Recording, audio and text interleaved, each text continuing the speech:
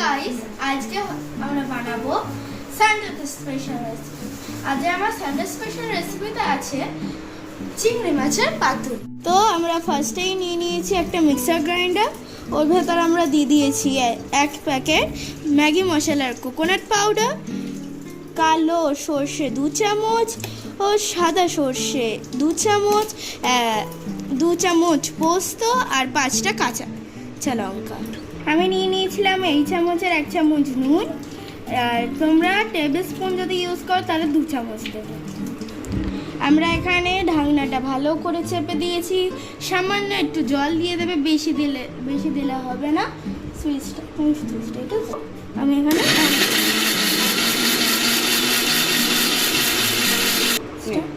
আমি এখানে 1 চামচ আদা বাটা দিচ্ছি। তোমরা চাইলে দিতেও পারো, নাও দিতে পারো। এই আমি যেটা অ্যাড করলাম ওটা দিতেও পারো, নাও দিতে পারো। এটা কোনো টেস্টের আর হেরফের হবে না। দেওয়ার পর আমি আরেকবার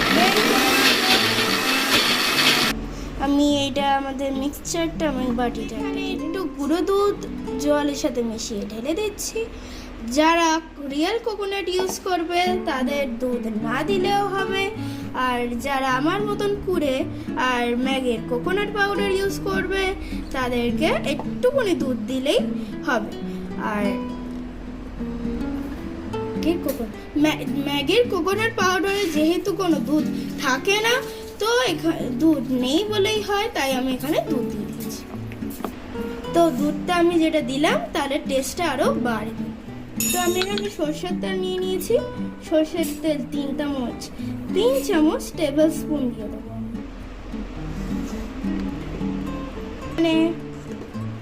আমি এখানে 1/2 স্পুন হলুদ দিয়ে দিচ্ছি। এখানে ভালো করে আমি মিক্স করে নেব।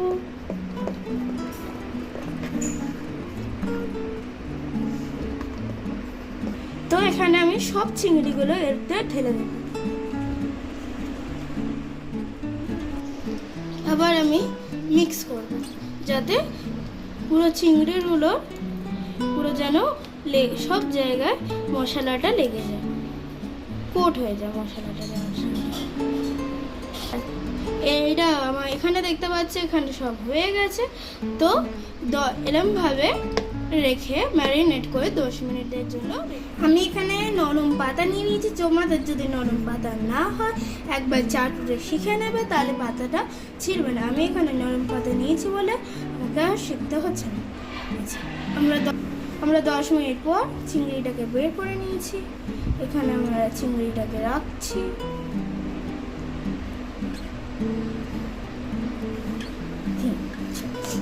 তো এখানে আমি ফুল, আর এখানে আমরা একটা কাঁচা লঙ্কা দিয়ে গার্নিশ করে নেব।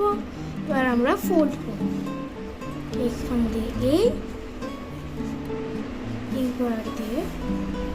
তো এখানে আমি ফোল্ড করে নেব এই, তারপরে এরপরে দিয়ে এই, তারপরে এই সাইড দিয়ে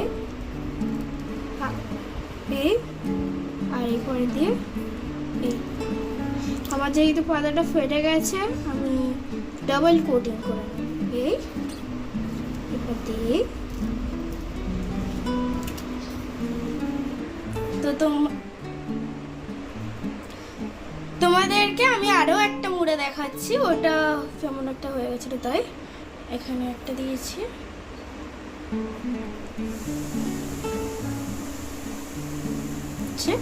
তারপর আমি এখানে একটা লঙ্কা দিয়ে দিয়েছি। আমি মুড়ে নেবো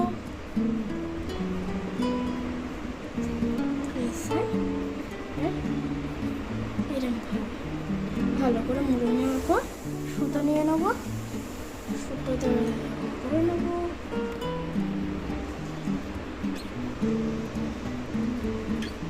পরে আমাদের পাথর এখানে আমি আরেকটা করে নিয়েছিলাম। গরম তেলে বা কড়াই কিছু ছাড়ার সময় অলওয়েজ বড়দের হেল্প নেবে। আমার মা এখানে দাঁড়িয়ে।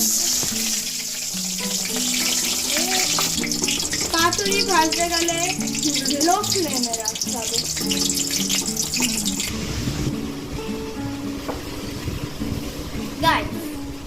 রান্না করতে করতে টায়ার্ড হয়ে গেছি, তাই আইসক্রিম দেখতে চলে না,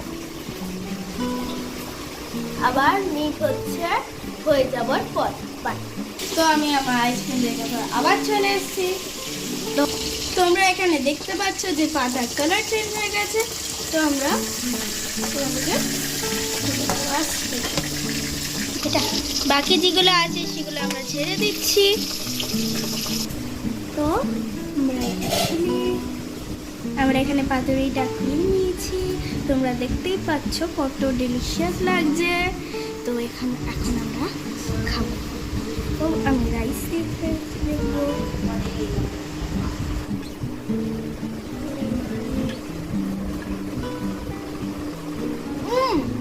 খুব টেস্টি হয়েছে। আমার তো ফেভারিট চিংড়ির পাতুরি। তোমাদের কোনটা ফেভারিট কমেন্টে অবশ্যই বলতে ভুলবে না। লাইক, শেয়ার আর সাবস্ক্রাইব করতে ভুলবে না। বাই।